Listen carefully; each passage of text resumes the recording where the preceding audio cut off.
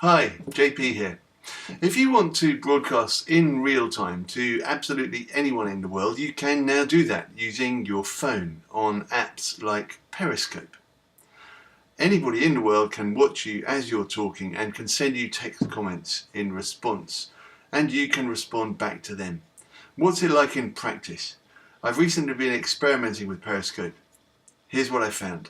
So I've just been on my computer looking around Periscope and this app, which seems so brilliant that you can look into other people's lives as they are leading them, has got some really good examples of amazing usage of Periscope.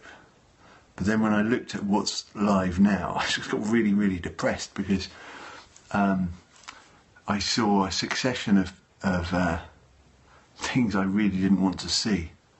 So it's live streaming into some complete stranger's phone. There are quite a lot of churches where there was some minister doing something that I just wasn't very interested in. There are a lot of young women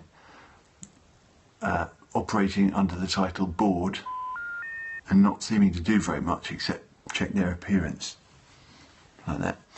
And then there was a guy who must be a very successful music man driving around in a limousine asking people in the seat that I couldn't see across the way from him where his hash was.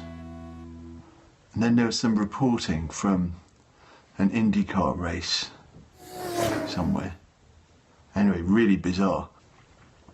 There was one guy, a British guy called something like Adam Yaffe, and he did a really good one, and he obviously does regular conversations with people, and the questions that people send as little text messages on the screen were quite friendly and pleasant and interesting and curious.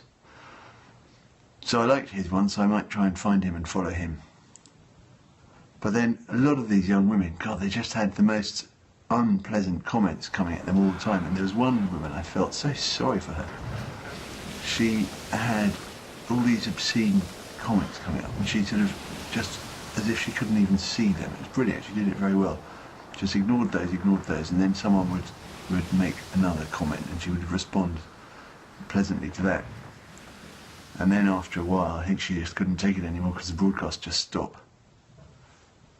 Oh, and there was another woman who was not properly dressed and then suddenly started revealing parts of herself that I wished she hadn't revealed. So I quickly moved on. Anyway, I was really excited about Periscope. Now I'm slightly demoralised. But I still might be able to use it and make it a good thing. All of human life is there. What I learned on Periscope is that it's really important to have a clear reason for being on there and to know who you want to have on there with you. And so that's what I'm going to do. And I hope you will join me.